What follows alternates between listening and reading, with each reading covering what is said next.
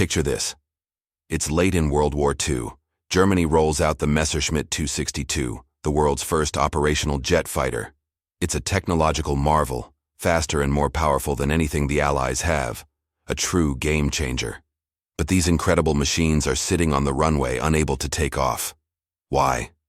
Germany's planes were deadly, but without fuel, they were grounded. This isn't just a story about a resource shortage.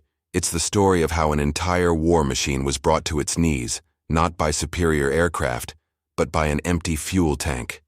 In the early days of the war, the Luftwaffe was the terrifying symbol of German military might. From the skies over Poland in 1939 to the Battle of France in 1940, planes like the Stuka dive bomber and the Messerschmitt Bf 109 fighter dominated the air. They were the steel talons of the Blitzkrieg, the lightning war strategy that saw Germany conquer most of Europe with shocking speed. The Luftwaffe's success was built on superior tactics, advanced aircraft, and highly trained pilots. They seemed unstoppable, a force that could project German power anywhere, anytime. But beneath this veneer of invincibility lay a critical and ultimately fatal weakness. Germany has always been a nation poor in natural resources, and the most critical one it lacked was oil. In 1938, on the eve of the war, Germany was importing nearly 85% of its petroleum. This was a strategic vulnerability of catastrophic proportions, and German leadership knew it. Their solution was twofold. First, conquer territories rich in oil.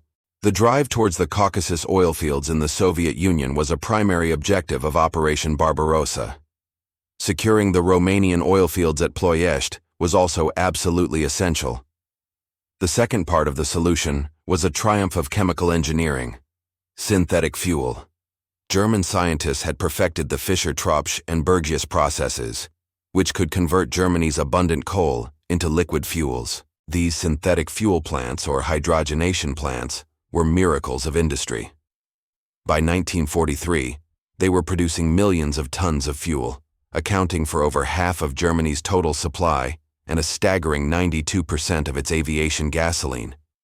It was a technological fix for a geological problem, and for a while it worked.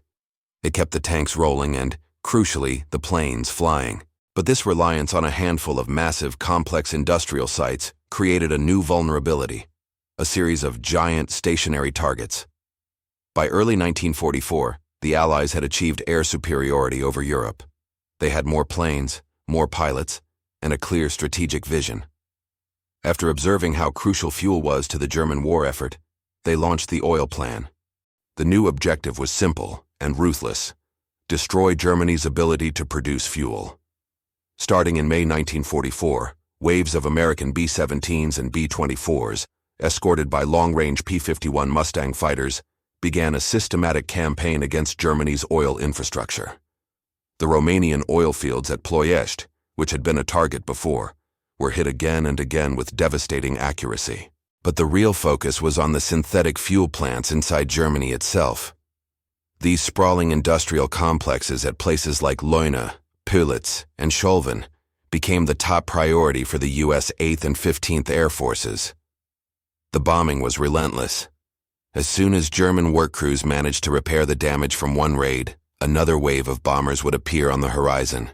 Albert Speer, Hitler's Minister of Armaments, later called May 12, 1944, the day of the first major raid on the synthetic plants, the day that decided the war. The impact was immediate and catastrophic. In May 1944 alone, synthetic aviation fuel production dropped by over 50%. By September, it had fallen by more than 90% from its peak. The German war machine was literally running out of gas. For the Luftwaffe, the consequences were devastating. There was no longer enough fuel to properly train new pilots. Veteran pilots of 1940 had hundreds of hours of flight training. By 1944, new recruits were being sent into combat with less than half that, sometimes with barely enough hours to learn how to take off and land. They were lambs to the slaughter against the experienced and well-supplied Allied pilots. The fuel crisis completely paralyzed the Luftwaffe. Operations had to be drastically curtailed. Even when elite fighter units like Jagdgeschwader 300 were scrambled to defend against bomber raids, they were often limited to a single sortie per day.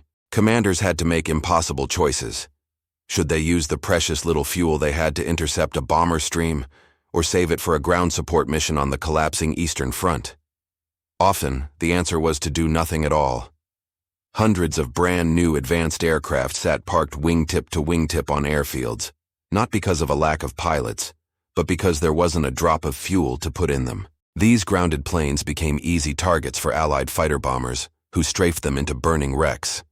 During the Battle of the Bulge in the winter of 1944, the final major German offensive of the war, the fuel shortage reached its tragic climax.